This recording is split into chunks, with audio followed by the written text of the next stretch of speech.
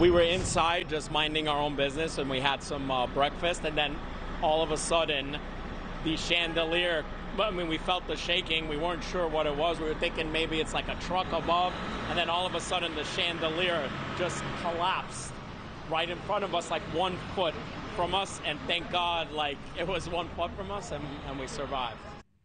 Scary, chilling witnessed accounts after this 4.7 magnitude earthquake was felt all across the Northeast. The epicenter in Lebanon, New Jersey, happened at 10:23 local time. Couple things to update you on. First, President Biden has been briefed on the situation and the epicenter. He is in touch with his team, we're being told, by the White House, who are monitoring the potential impact and the threat of aftershocks. And the White House is also at this hour in touch with federal, state, and local officials as we wait to learn more. New York Governor Kathy Hochul also preparing remarks. We expect to hear from her in the next couple of minutes on the situation in New York and potential damage. When you hear a chandelier dropped, you've got to imagine that there is some other damage elsewhere, and the structural integrity not only of the buildings, but all the construction and scaffolding happening in the densely populated New York City area. One more update for you. We've been talking about the ground stops at a number of the regional airports.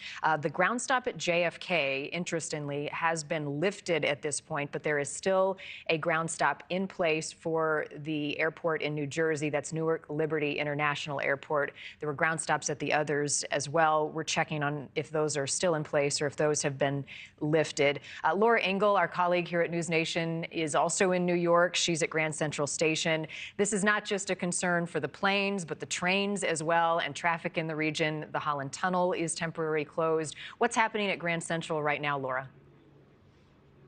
Hey there. Yeah, people are coming and going as they do outside of Grand Central. And that soundbite we played for you is somebody that we just spoke to, and they were sitting right inside of that cafe, Central Cafe. It's right across the street, right underneath this bridge across from Grand Central. And if Greg, my photographer, can zoom in a little bit, you might be able to see the glow of those orange chandeliers hanging from the ceiling. One of those massive chandeliers came crashing down when this earthquake took place. You heard from one of the patrons that was inside of that restaurant how scary that must have been to first feel the earth move and then have that chandelier hit the table in the back of the restaurant. We've asked to go inside. They're not letting us inside right now for understandable reasons. But as you can see, people are out on the streets here in New York City. I've seen a lot of law enforcement inside of Grand Central, but that's pretty normal, especially with what's been going on in the city these days. But of course, when something like this happens, you see people walking down the street. And as a Californian, I can tell you,